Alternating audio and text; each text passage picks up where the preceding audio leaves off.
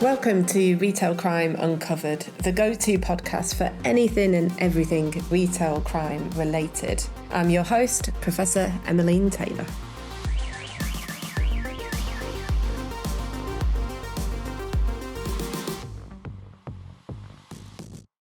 Welcome to this episode of Retail Crime Uncovered. I'm really excited to have Chris Harris with me today. He's the Director of Asset Protection and Safety at Kroger in the US. And I've heard Chris speak on several occasions, and he always has so many incredible insights from his 25 years in the industry. Welcome, Chris. Thank you so much for joining me today. Thank you, Emmeline. I am so excited to be here. Really appreciate this. All the way from Cincinnati to London, the wonders of modern technology, hey? Absolutely. It's fantastic. So, Chris, tell me a little bit about Kroger. For the listeners that might not be as familiar with the Kroger group, what type of retail are you involved in? Yeah, so Kroger's in the United States. We're in 35 states. We have 2,700 and a few more stores. We have a number of different banners within there. We have up to 20 banners throughout the country.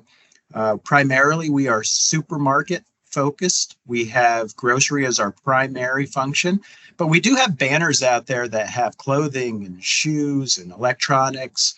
And we're fairly large size. We do about $150 billion annually, 450,000 associates. So that's pretty much Kroger. I was going to say, it's not exactly just your local corner shop, is it? It's really huge. And so I'm really interested to hear some of the learnings that you have around retail crime and all its different manifestations. You know, it's not just theft or organized crime or, criminal damage, violence. There's so many different crime types that fall under that banner. Now, in the UK, we talk about being in the midst of a shoplifting epidemic. That's the way that it's been described. And I've heard similar descriptions coming from the US, particularly around organized retail crime. Can you tell us a bit from, on the ground, what's your experiences? What types of things are you seeing at the moment? Yeah, I would say we're very similar on what we're seeing here in the US. I would say organized crime. I would say crime in general, professional crime on retail establishments is certainly on the rise, and it has been on the rise. And it's less of concealing product today and trying to be undetected and more blatant, more very obvious. I'm going to grab as much product as I can quickly, and I'm going to get out of there. And that certainly makes it difficult on the retailer and the folks running those stores. And that, coupled with the increase in violence that we're seeing in these type of theft events, really can stress out store leadership, associates, and customers that have to witness and experience that every day. Yeah, absolutely. And it's so interesting when you talk about offenders no longer really trying to disguise their identity. And to me, that sort of suggests that they fear there's no consequences to this. Would you agree? Is this because law enforcement have sort of lost grip, perhaps, on retail crime? Yeah, I think it seems like there's less fear of consequence. Yeah. And there's some law out there today and some bills, either statewide, local laws that are trying to combat that and trying to make harsher punishments for crime. But I think we were in a point where there wasn't a lot to lose for them, and there was so much to gain. When you look at the online marketplace and the ease of converting stolen goods into cash, it's highly enticing. And I think that's what really is leading to the rise in what we're seeing over here. I saw that there was the Informed Consumers Act that was passed last year. Is it still too early to know if that's making a difference in the online sale of stolen goods? Yeah, for me, it's a little bit early. I haven't seen the results on how we're holding some of those companies accountable to getting the information needed to slow down that resale on the online marketplace. But we are extremely optimistic and hopeful that that will curb a lot of what we're seeing out there in our stores. Fingers crossed. We're looking on very closely from the UK to see how that legislation plays out. Um, so I've heard you talk previously about the Extreme Stores program, and I think this is very similar to what I've described as fortress stores and the methodology around creating a fortress store in high-risk locations. And I guess as a definition, it's those stores that have the highest level of issues that probably give you sort of sleepless nights on occasion as well, just due to the high volume and severity of incidents. How do you identify what stores go into your Extreme Stores program? Yeah, well, it is a very carefully chosen program. We use a number of factors when we determine that a store is considered an extreme store, and that's what we call it here. And it's always based first in data and statistics. So we use the crime index scores, something we have available here, where we can understand a geography within a few miles of a location, what kind of crime they're seeing in the area. That's always the base of what we do. We base it in those statistics. Then we take other factors internally that we have, like our shrink data, our loss data, and that becomes a component of that, as well as the incidents that we're seeing from stores, how many reported incidents they have. And then the final piece is really just the opinion of the leadership within that store and within that region or division. When we select an extreme store, we want it to not be a surprise. We want everyone within the store, the associates, the management, the leadership, the customers, to understand that's an extreme store. It shouldn't be a surprise that we categorize it as extreme. Great that you're sort of triangulating so many different data sources to confirm that it's the correct locations. Does it ever throw up a particular location that perhaps you weren't expecting due to the demographic or the local context? Or is it always the ones that you could probably pinpoint as being problematic in some way? It's spread throughout the country. There are pockets of extreme stores. It's regionally focused. There are parts of the country that have a greater number of extreme stores, but really there are no surprises. If somebody is surprised by an extreme store that we've selected, then we need to question whether or not we've selected the right store. Yeah, okay. And so you've got your, is it a set percent? Is it the top 5%? Or could it be any number of stores that are involved in the program? How do you sort of cream off the top that you're going to focus on? Yeah, it's not a set percent that we shoot for, but it's less than 5% right now. Yeah, Okay. okay. And we thought that was a good starting point. Obviously, we would Mm. love to see it decrease, but it could increase too. So we're not set on the 5%. That's just a little less than 5% is where we are today. So what do you do differently then? You know, you've highlighted your extreme stores, the problematic ones, the ones that perhaps need more attention. What changes? What would feel different in those stores? I would say we recognize the complexity. So running one of these giant supermarkets like a Kroger is complex in itself, and our management and our associates are really working hard to do what's right for the customers and provide groceries and a great shopping experience. We understand that when you're an extreme store, you have another element that you need to be able to address and handle, which takes your time. And others don't always have that. They don't have that same external pressure that you have as being in management in an extreme store. So what we want to be able to do is provide either capital resources to help them. So do they get first priority on what capital and what new solutions we want to put into a store. We want to see that they have the right amount of staffing, whether it's on the front end, whether it's security staff, or asset protection staff. Are we giving them enough human capital to run their buildings? So these stores do get extra support from us in the general office, so that management team can run that store the way they need to and protect their associates and their customers. We're very conscious of that. Yeah, definitely. And it's almost, I feel that the pendulum is swinging the other way now. We saw so much movement towards technology, potentially at the expense of human capital. And now I think there's a recognition that people in the store who are available, who are monitoring things, eyes on the ground, actually perform multiple functions. Just on that point, what's happening with self-service checkout in Kroger? Are we seeing a retraction perhaps in some of these extreme stores and returning back to manned checkouts perhaps? I wouldn't say we've gone that far. So I Hmm. would say self-checkouts as an industry is something being looked at very hard. There's statistics out there that I've seen that say for every percent usage in the self checkout, you have a basis point pressure on shrink. So if you don't have any self checkouts in your store, and now you add them and you have a 50% transaction usage, you can expect 50 basis points of shrink. So those are some of the studies Wow. I've seen out there, not internal studies, but studies I've seen, and I've seen it as high as 2% or more too, for Gosh. or 2 basis points or more for every percent usage. So the Mhm. we understand that self checkouts do create an opportunity for loss.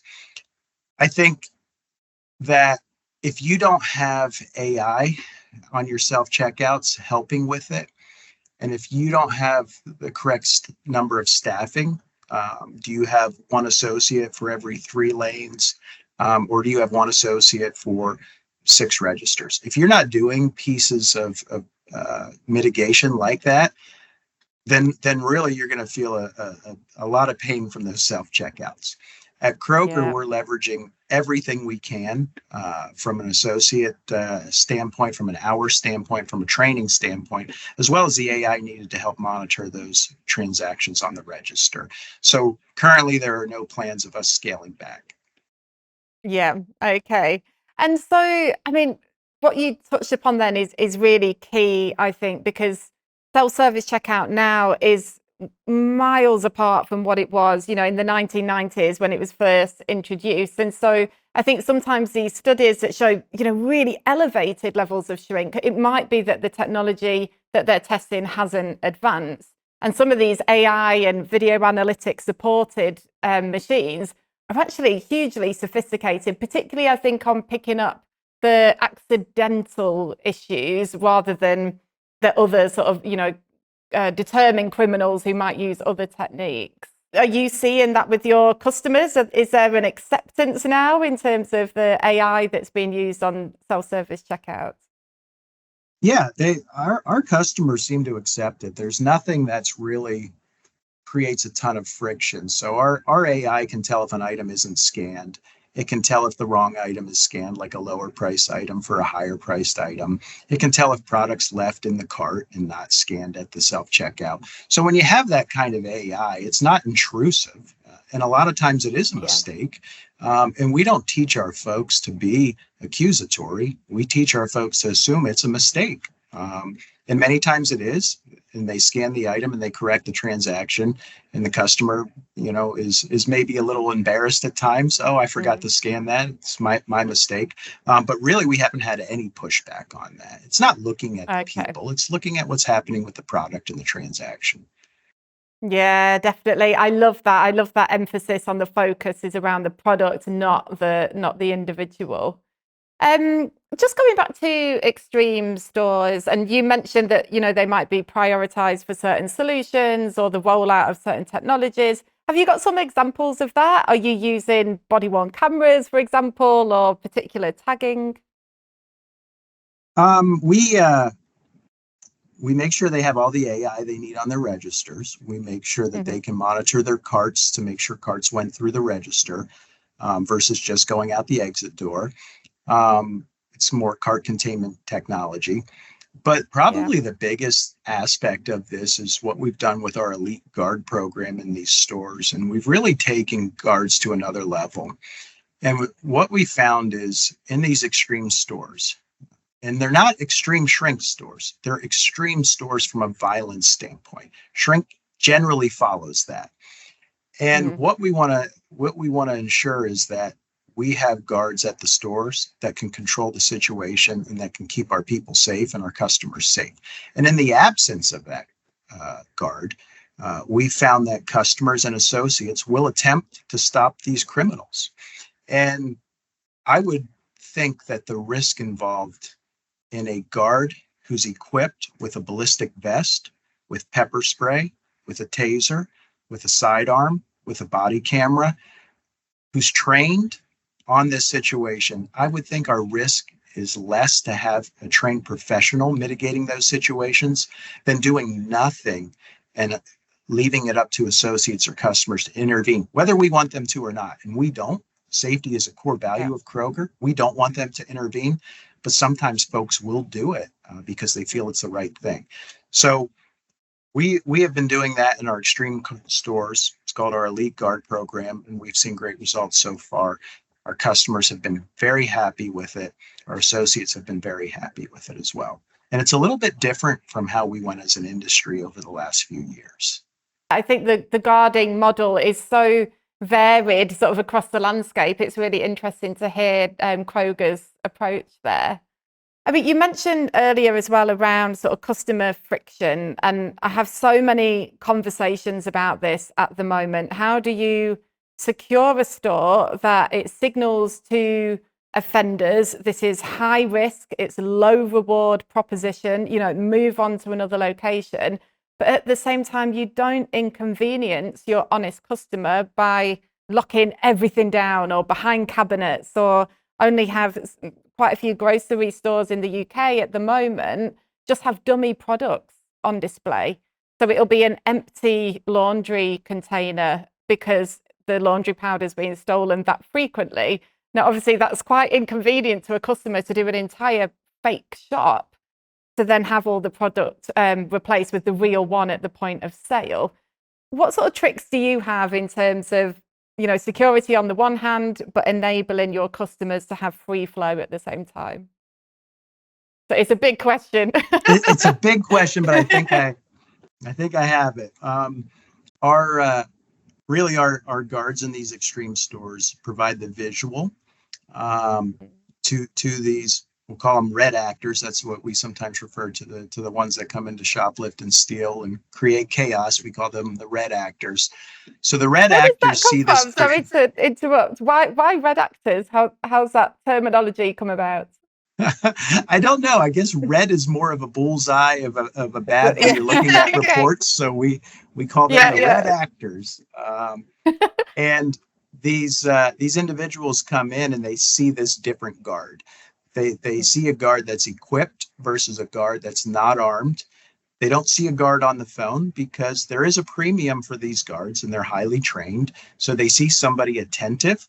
They see somebody that will act and react if something happens. If your cart locks up at the door, if you have a bunch of laundry detergent in your cart and no receipt, they will question. And when this happens, they understand that is no longer an easy target. Now, for good customers, that creates little friction. Now, the second part of your question, how do we reduce friction? One thing we do is we constantly test new product and we monitor customer feedback. So our customer feedback is our most valuable tool for determining whether or not we have friction. So I personally reviewed customer feedback on asset protection solutions through the fourth quarter, and I searched terms like gates and locks and guards to see where the customers are telling us they don't like what we're doing. And then when I hear that feedback, I know where I can adjust. Okay, our customers are accepting of these actuating gates because less than 1% of customers had negative feedback on actuating gates. However, the great percent of customers don't like that we're locking up this product. So we're constantly balancing what we're doing with the friction that we create for our customers. And the other important thing, and the final piece of this, is not stopping at the lockup of the product. So we have stores out there and we have product in these stores that we can't put out for sale. And if we do, we will lose it and nobody will be buying it. It won't be on the shelves and we are forced to lock it up. The second piece of that is understanding how do we quickly service that customer? how do we lock up product but ensure a customer is not waiting around, is not becoming frustrated, is not having a negative experience? So that might mean that we have to increase hours. That might mean that we have to assign somebody to that area. But we will get creative and we will ensure that that customer has a great experience, even if we have to lock it up.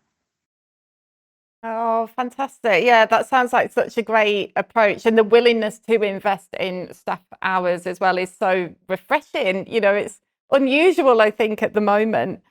So I think one of the things, when I've heard you talk previously, I think one of the things that I found really interesting is how you've clearly managed to get the various functions of the business on board with the issue of violence, with theft, with organized retail crime. And that's no mean feat, because so many LP and AP professionals that I speak to really struggle to get their voice across, or to get other parts of the business to sit up and listen to the issues. It's very much just seen as, well, you deal with that, instead of it being a shared problem. How do you get other bits of the business, from merchandising or design or format, to think also about how do you protect people and staff and products at the same time as selling? We're very fortunate here at Kroger, and it really starts from a top-down approach, and our leadership values safety. So in our core values for our enterprise, safety is a core value. And you don't see that everywhere where a company prioritizes safety as a core company value.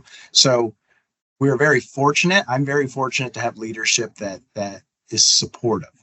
Now, it's my job and the job of the asset protection team at Kroger to continue to elevate, escalate what we're seeing in the stores. They have to understand the level of violence in these locations. We have to make sure that they know what's out there so they can continue to support us. And we'll talk to everyone, whether it's merchandising, whether it's buying, whether it's purchasing. We'll tell everyone around us what we're seeing out there, whether it's in conversation, whether it's in calls or in conference calls and meetings. We want to make sure, relevant or not to the topic, we want to make sure that everybody understands the climate out there, and specifically the difficulty that some of our managers face. And all of our leaders here want to do the right thing. In most companies, your leaders want to do the right thing. And when they hear that, it's going to shape their thoughts, shape their opinions, and shape their action towards that whenever they're faced with a situation or a decision to help support it. So I'm going to turn now to talk a little bit about you as an individual and your sort of career trajectory. Now, you live and breathe asset protection. You've been in the industry for over 25 years and have, amassed an incredible amount of knowledge and experience in that time. Casting your mind back, how did your career start in this space? What was your interest in retail? Well, when I went to my university and I was studying graphic design because I really liked art and I really liked creativity. And I took an elective class on criminal justice, and I was like, wow, I really like that. That's extremely interesting. So I took another one, and I was even more interested. And then I came to a point where I said, I think I want to do something in the criminal justice field or the administrative justice field. And I completely switched my major. And I enjoyed, once I was in my major, every single class and every piece of it that I could learn on the justice system. And I did an internship in college, and I was the first intern in my state for the U.S. Marshals. And the U.S. Marshals in the United States do courtroom protection, major investigations, and fugitive apprehensions. And it was absolutely fascinating to shadow them and to work with them. But when I finished my internship, I said to myself, I don't think this is the life I want. I don't think this is the career I want. At the same time, while I was at the university, I was a security supervisor, and I loved managing people. I loved coaching, teaching, and training. So when I graduated, I wanted to find that field that allows me to work with people, teach, coach, and train, as well as be in the criminal justice field. And that's what really led me to asset protection. It was called loss prevention when I started. And it gave me both of those. And immediately I could get a single store supervision position based on my background and based on my education. And I got, two of my loves in my very first job. And because it was something that I loved doing, I could excel at it. That passion just really comes through as well. I can see you sort of smiling as you talk about how you forged a career that brought together those different interests. Do you get to work alongside the police there? Are there many sort of public-private partnerships with law enforcement, for example? Yeah, our team is very close with their local law enforcement, and we've found that many of the law enforcement agencies want to work with us. They want to keep our stores safe. They want to make great atmospheres for the customers because they shop there. Their family shops there. They want a safe environment. So we work within a number of organizations as well. With our organized retail crime group works with law enforcement, but our really boots on the ground asset protection team forges those relationships with the local law enforcement. Now, the challenges that we sometimes have is those local agencies are understaffed or underfunded. And as much as they may want to help, they don't have the ability to do that. So we have to get creative at times with our Extreme Guard program or whatever we can do to help support it. But generally, law enforcement and asset protection are really great collaborators. Oh, that's fantastic. So, I mean, throughout your career, is there a particular idol that you look up to? Is there somebody that's been particularly inspiring or motivating for you? I don't know if I'd say there's a particular individual, but I would say there's so many asset protection professionals out there that really forged this path in this industry and shaped it to what it is today. And it's a really great industry and adds a ton of value to organizations. And those organizations see that value. So all the folks that laid that path are essentially idols to me. But personally, I like to look at individual traits that people have, whether they're in my profession or not. I'm fascinated with when somebody's such a great communicator and they're so passionate and they're so persuasive, and it doesn't matter what they say. And I do have names in mind. Yeah. We had a president here a few years ago, Barack Obama, who, whether you agree Mm, with the politics or not, was an amazing speaker. And no matter what he said, yeah. captivated the audience. And that's just one example of a trait that somebody has that I reflect on and I admire. And I work through my career to emulate some of these individuals and their individual characteristics that I could benefit from. Yeah, yeah. I mean, what greater idol than Barack Obama? I use some of his speeches in my teaching as well with the students to about how to deliver key messages. And you're absolutely right. He could be arguing anything and he just takes you on the journey with him. Yeah, really incredible. Um, Now, new technology, you've spoken a little bit about artificial intelligence and how important that is around self-service checkout and other security functions around the store. Are there any new technologies that you're getting particularly excited about? Anything you've seen on the horizon, perhaps, that you think, oh, this is one to watch? I think the AI in general is what we need to watch today. And I think Mm, we're just scratching the surface on the capabilities of this technology. We spoke a lot today about a frictionless environment, and that's going to be our key to a frictionless environment. That's going to be our key to securing product um, uh, without creating negative experience for the customer. I like the AI that I'm seeing where cameras can detect mannerisms, like a theft mannerism. I like that the AI at the register is getting really, really good now and can secure our registers. And I'm probably most excited that a lot of these solution providers and a little recognition of our solution providers out there. I think we have the best of any industry when it comes to innovators. They have a really, really tough objective to secure this product, and they do a fabulous job. And now they're really integrating and really collaborating with each other. And to the point where you think about some of the individual product protection solutions and how valuable they can be, you combine it with 2 or 3 or 4 other solutions, and you've just increased the value of every single one of them. And we're referring to that throughout the enterprise here in the United States as an ecosystem. And we have this theft prevention ecosystem that we're all working to achieve and leverage this technology for a greater value. Wow, gosh. I mean, that does just sound so powerful. I think you're absolutely right. They become greater than the sum of their parts, don't they? Some of these solutions that, yeah, once they're integrated, I think offenders watch out. It's going to be increasingly difficult to find vulnerabilities in stores. Chris, it has been so interesting to talk to you. We've touched upon so many different topics today. I feel that I could drill deeper, but I will let you get on with your day. But thank you so much. I really appreciate it. Yeah, thank you, Emmeline. I really appreciated it too. It's been a great conversation, great thought-provoking questions. So I appreciate what you do and how you elevate our industry and the awareness that's out there.